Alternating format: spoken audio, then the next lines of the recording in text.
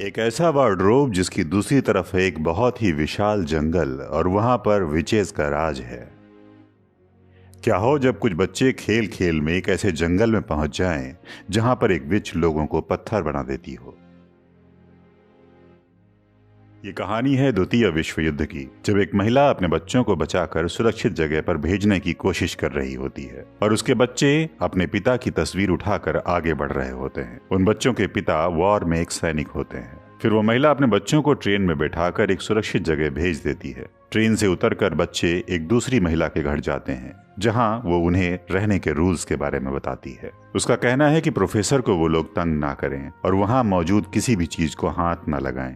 एक दिन सभी बच्चे अपने कमरे में बैठे हुए बोर हो रहे होते हैं। तब लूसी नाम की एक लड़की सबको हाइड एंड सीक गेम खेलने के लिए कहती है। सब गेम खेलने लग जाते हैं। बड़ा लड़का काउंट कर रहा होता है और सब लोग अलग अलग जगह पर छुप रहे होते हैं। लूसी को छिपने के लिए कोई जगह नहीं मिलती तो वो एक चादर से ढके हुए वार्डरोब के पीछे छिपने के लिए जाती है, जहां से वो एक जंगल में निकल जाती है। यहाँ बहुत ज्यादा स्नोफॉल हुआ होता है। लूसी वहां पहुंचकर बहुत अच्छा महसूस कर रही होती है। आगे बढ़ते हुए वो एक लैंप पोस्ट पर पहुंचती है जहां अचानक उसके पास टमनस नाम का एक क्रिएचर आता है जिसका आधा शरीर एक गोट का और आधा शरीर इंसान का होता है। टमनस लूसी को देखकर डर जाता है, मगर लूसी उसे बताती है कि वो वहां कैसे पहुंची तो वो समझ जाता है कि लूसी एक इंसान है और उसको कोई भी नुकसान नहीं पहुंचाएगी। तब वो उसे नार्निया के बारे में बताते हुए चाय पर इनवाइट करता है। जब लूसी उसके साथ घर पर जाती है तो वहां उसके लिए वो म्यूजिक बजाता है जिसकी धुन पर आग नाचने लगती है। टमनस उसे बताता है कि नार्निया में पिछले 100 वर्षों से ठंड पड़ रही है और वहां एक व्हाइट क्वीन का राज है जिसने यहाँ पर शरद के अलावा किसी मौसम को आने ही नहीं दिया। फिर लूसी को नींद आ जाती है। जब वो जागती है तो देखती है कि एक कोने में बैठा हुआ टमनस रो रहा है। लूसी के पूछने पर टमनस उसे बताता है कि व्हाइट क्वीन का ये आदेश है कि जब भी कोई नार्निया में इंसान पहुंचे तो उसे सीधे व्हाइट विच के पास लाया जाए, क्योंकि टमनस ये सब कुछ करना नहीं चाहता है। वो लूसी को अपना दोस्त समझता है, इसलिए उसे वापस अपने घर चले जाने के लिए कहता है। जब लूसी वापस अपने घर आती है तो वहाँ वक्त बिल्कुल भी नहीं बीता होता। लूसी हैरान होकर अपने सभी सिबलिंग्स से नार्निया के बारे में बताती है तो सब लोग उस वार्डरोब के पीछे देखते हैं। उन्हें कुछ भी दिखाई नहीं देता, इसलिए कोई भी लूसी की बात पर यकीन नहीं करता, मगर लूसी सारी रात ये सोचकर हैरान रहती है। आगे लूसी और एडमंड उस वार्डरोब के पीछे जाते हैं और अचानक एडमंड नार्निया के उस लैंप पोस्ट के पास पहुंच जाता है। वहां से वो अपनी बहन लूसी को आवाज दे ही रहा होता है कि तभी अचानक वहां व्हाइट विच आ जाती है और एडमंड उसको सारी सच्चाई बता देता है। व्हाइट विच उसे एक ड्रिंक देते हुए कहती है कि वो अपने सिबलिंग्स को भी नार्निया ले आए, क्योंकि उसके कोई बच्चे नहीं है और साथ ही वो उसे अपने बेटे की तरह अडॉप्ट करने के लिए तैयार है। वो कहती है कि बड़ा होकर वो नार्निया का राजा बन सकता है। इतना कहकर वो वहां से चली जाती है और एडमंड वहां अकेला खड़ा रहता है। तभी लूसी भी नार्निया के पास पहुंच जाती है और अपने भाई से कहती है कि इससे पहले कि व्हाइट विच आए उन्हें यहाँ से ले जाए, उन्हें वापस अपने घर चलना चाहिए। फिर दोनों लोग घर वापस आ जाते हैं। लूसी बहुत खुश होकर अपने बाकी भाई बहनों को पीटर और सुजैन से सारी बातें बताती है, लेकिन उसका भाई एडमंड झूठ बोल देता है कि ऐसा कुछ नहीं हुआ था। तभी सब लोग लूसी का मजाक उड़ाने लगते हैं। वो दुखी होकर अपने कमरे की ओर भागती है।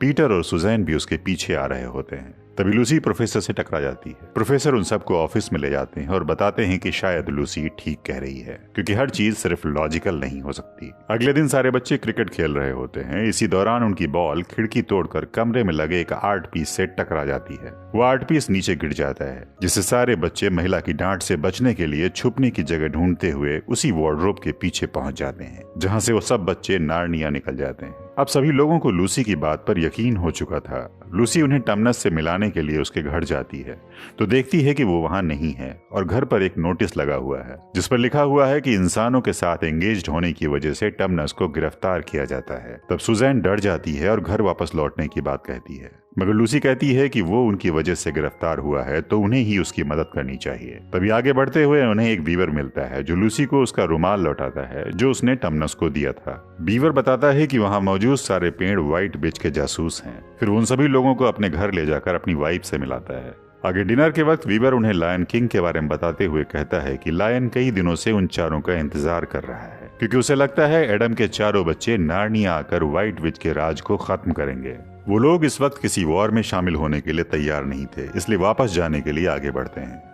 तभी उन्हें पता चलता है कि उनका भाई एडमंड वहां से गायब है। तब वीवर ये बात समझ जाता है कि एडमंड व्हाइट विच से मिलने ही जा रहा होगा। वो लोग अपने भाई को ढूंढते हुए आगे बढ़ते हैं। तभी उनका भाई एडमंड व्हाइट विच के महल के अंदर चला जाता है। दरअसल ये व्हाइट विच की एक चाल है। वो एडमंड के साथ उसके सिबलिंग्स को भी महल के अंदर बुलाकर जान से मारना चाहती है ताकि उसकी राजगद्दी बिल्कुल सुरक्षित रहे।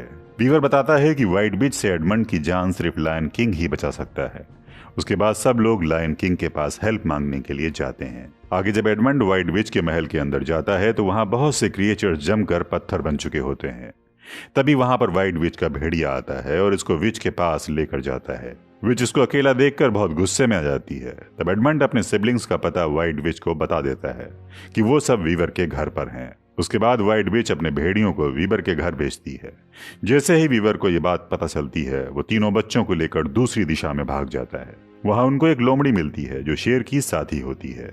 वो इन लोगों को पेड़ों के ऊपर छुपाकर खुद भेड़ियों के सामने पहुंच जाती है। जब भेड़िए उससे बच्चों के बारे में पूछते हैं तो वो उन्हें गलत दिशा में भेज देती है। भेड़िए उसको चोट पहुंचाकर वहां से चले जाते हैं। आगे वीवर और तीनों बच्चे वहीं पर रात गुजारते हैं। दूसरी तरफ व्हाइट विच को एडमंड के सिबलिंग्स ना मिलने की वजह से बहुत गुस्सा आ रहा है। वो वहां मौजूद उस सेल में पहुंचती है जहां टमनस और एडमंड जंजीरों में जकड़े हुए थे। वहां पहुंचकर एडमंड से दोबारा उसके सिबलिंग्स के बारे में पूछती है तो डर की वजह से लायन किंग का नाम लेता है, लेकिन तभी टमनस उसे बीच में इंटरप्ट कर देता है। उसके बाद एडमंड भी बहाने बनाने लगता है, लेकिन फिर व्हाइट विच टमनस को एक गार्ड के साथ बाहर भेज देती है। इधर वीवर उन बच्चों को लायन किंग तक पहुंचने का रास्ता बता देता है और वहां व्हाइट विच जब एडमंड को जेल से बाहर लेकर आती है तो वो देखता है कि उसने टमनस को फ्रीज कर दिया है। उसके बाद व्हाइट विच एडमंड को अपनी गाड़ी में बिठाकर उसके सिबलिंग्स का पीछा करते हुए निकल पड़ती है। इधर जैसे ही इन लोगों को पता चलता है कि उनके पीछे व्हाइट विच की गाड़ी आ रही है तो वो लोग छिप जाते हैं। आगे वो लोग फादर क्रिसमस से मिलते हैं जिससे उन्हें पता चल जाता है कि अब व्हाइट विच की गवर्नेंस खत्म हो रही है। तो वो सब बच्चों को गिफ्ट देते हैं और साथ ही वो लूसी को एक ऐसा ड्रिंक देते हैं जो किसी भी तरह की इंजरी को हील कर सकती है। वो सुजैन को एक धनुष और तीर देते हैं और एक हॉर्न देते हैं जिसको बजाने पर उसके पास हेल्प करने के लिए लोग आ जाएंगे। पीटर को एक तलवार और ढाल देकर बताते हैं कि अब सर्दियां खत्म होने वाली हैं। इतना कहकर वो वहां से चले जाते हैं। अब क्योंकि सर्दियां खत्म होने वाली हैं इसलिए बर्फ जमी हुई नदी अब पिघलने लगती है। उसके पिघलने से पहले ही नदी को पार करना होता है, लेकिन तभी वहां पर कुछ भेड़िए आ जाते हैं, मगर उनसे बचते हुए वीवर और सिबलिंग्स उस नदी के पार पहुंच जाते हैं। इधर व्हाइट विच नदी के पास पहुंच जाती है। तभी उसके द्वारा भेजे गए भेड़िए लोमड़ी को उठा कर लाते हैं और उसके सामने फेंक कर कहते हैं कि वो लायन किंग की साथी है। उसके बाद जब व्हाइट विच उस लोमड़ी को मारने वाली होती है तभी एडमंड उसको लायन किंग की सच्चाई बता देता है कि वो भी आर्मी इकट्ठा कर रहा है। विच बहुत खुश हो जाती है मगर लोमड़ी को वहीं पर फ्रीज कर देती है और अपने भेड़ियों को आर्मी इकट्ठा करने का आदेश देती है। दूसरी ओर बाकी सिबलिंग्स लायन किंग के किंगडम पहुंच जाते हैं और वहां मौजूद सारे क्रिएचर झुककर इनका स्वागत करते हैं।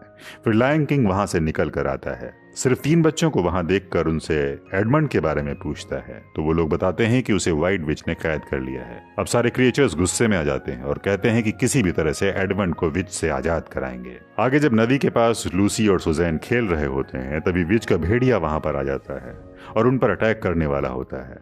तभी सुजैन अपना हॉर्न बजा देती है और सब लोग उसके आसपास आ जाते हैं। फिर पीटर भी तलवार लेकर वहां पहुंच जाता है और सब लोग कहते हैं कि पीटर को खुद लड़ाई करना सीखना चाहिए, तो वो तलवार से वुल्फ को मार देता है। दूसरा वुल्फ डर कर भागने लगता है। तब लायन किंग अपने साथियों को उसके पीछे जाकर एडमंड की लोकेशन पता लगाने के लिए कहता है। लायन किंग के साथी एडमंड को व्हाइट विच की कैद से छुड़ा कर ले आते हैं। ये बात जब विच को पता चलती है तो बहुत गुस्से में आ जाती है। दूसरी ओर जब एडमंड लायन किंग के पास आता है तो सब लोग उसकी पुरानी गलतियों के लिए उसे माफ कर देते हैं और साथ में खाना खाते हैं। तब पीटर जो कि किंग की उपाधि पा चुका है वो कहता है कि वो अकेले ही वॉर पर जाएगा, मगर एडमंड कहता है कि उसे व्हाइट विच की पावर का पता नहीं है, इसलिए सब लोग साथ में मिलकर वॉर की तैयारी करते हैं। तभी वहां पर वीवर आकर बताता है कि व्हाइट विच लायन किंग से मिलने के लिए आ रही है। लायन किंग की उस विच से मुलाकात होती है जिसमें वो एडमंड को वापस मांगती है। तब लायन उसे अपने टेंट में ले जाकर कुछ बातें करता है और बाहर आकर सबसे बताता है कि एडमंड विच के पास नहीं जाएगा। सब लोग बहुत खुश हो जाते हैं, मगर तभी लूसी देखती है कि लायन बहुत ही उदास होकर वापस टेंट में जा रहा है। व्हाइट विच भी वापस चली जाती है और रात होने पर लायन चुपके से उठता है और जंगल की तरफ जाने लगता है। तब लूसी और सुजैन उसके पीछे पीछे जाते हैं। जब लायन को पता चलता है कि वो लोग उसके पीछे आ रहे हैं तो उनसे वापस जाने के लिए कहता है और बाय बोलकर आगे बढ़ जाता है, मगर लायन की बात न मानकर सुजैन और लूसी पेड़ के पीछे छुप जाते हैं। आगे जाकर सुजैन और लूसी देखते हैं कि ये लायन व्हाइट विच के आर्मी के पास गया हुआ है।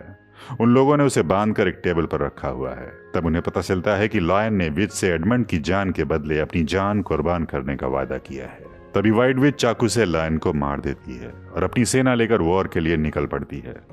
उनके जाने के बाद सुजैन और लूसी वहां पहुंचते हैं। लूसी अपने मैजिकल ड्रिंक से लायन को हील करने की कोशिश करती है मगर नाकाम रहती है। तभी वहां कुछ छोटे छोटे चूहे आ जाते हैं और लायन की रस्सियां खोलने लगते हैं। फिर सुजैन लूसी से कहती है कि उन्हें लायन को छोड़कर पीटर और एडमंड के पास जाकर बताना चाहिए कि विच वॉर के लिए निकल पड़ी है, मगर लूसी लायन को छोड़कर जाना नहीं चाहती, तो वहां पेड़ों को यह मैसेज भेजने के लिए रिक्वेस्ट करती है।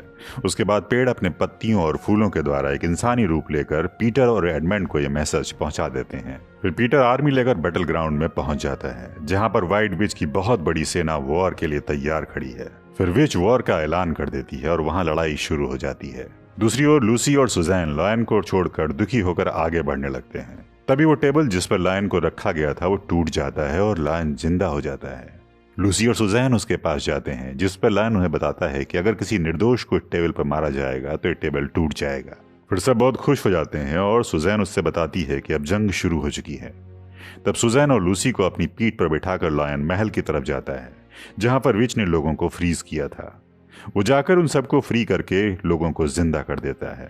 उनके साथ वो भी जंग के लिए आगे बढ़ता है। इधर पीटर की सेना विच से हारने लगती है और साथ ही एडमंड भी जख्मी हो चुका है। इस दौरान पीटर विच से लड़ ही रहा होता है कि तभी दूसरी ओर लूसी सुजैन को लिए हुए लायन इनकी तरफ बढ़ रहा है और जैसे ही विच पीटर को मारने वाली होती है तभी वहां लायन पहुंच जाता है। विच पर अटैक करके उसे मार डालता है। इधर घायल एडमंड को लूसी वो मैजिकल ड्रिंक पिलाकर हील कर देती है। फिर लूसी अपने सभी जख्मी साथियों को मैजिकल ड्रिंक पिला देती है और लायन सारे फ्रीज हुए लोगों को दोबारा जिंदा कर देता है। उसके बाद चारों तरफ शांति हो जाती है और लायन किंग सभी बच्चों को राजमहल में ले जाकर किंग और क्वीन बना देता है और खुद महल छोड़कर वापस जाने लगता है। लूसी बहुत ज्यादा दुखी होती है लेकिन टमनस उसे तसल्ली देते हुए बताता है कि लायन दोबारा वापस आएगा। 15 साल बीत जाते हैं। नार्निया पर पीटर और उसके सिबलिंग्स रूल कर रहे होते हैं। एक दिन वो लोग शिकार करते हुए उस लैंप पोस्ट के पास आते हैं। तभी उन्हें अपने घर की याद आती है और फिर वो चारों वार्डरोब के रास्ते अपने घर में पहुंच जाते हैं। वहां पहुंचकर वो देखते हैं कि समय बिल्कुल भी नहीं बदला है क्योंकि वो सब वहां छोटे बच्चे बन गए होते हैं। फिर वो लोग प्रोफेसर से मिलते हैं जो उनकी बातों पर यकीन कर रहे होते हैं। इसी के साथ ये फिल्म खत्म हो जाती है। तो कैसी लगी आपको हमारी कोशिश? उम्मीद करता हूं कि आपको पसंद आया होगा। आप कमेंट करके हमें बताएं कि आपको ये फिल्म कैसी लगी और आगे किस फिल्म की एक्सप्लेनेशन आप हम लोगों से चाहते हैं। आपके कमेंट का, आपके प्यार का इंतजार रहेगा। जल्दी ही मिलते हैं अगली वीडियो के साथ में। और हाँ, अगर चैनल को सब्सक्राइब नहीं किया है अभी तक तो ज़रूर कर लें। इसी विनम्र निवेदन के साथ आपसे लेता हूँ विदा और जल्दी मिलते हैं।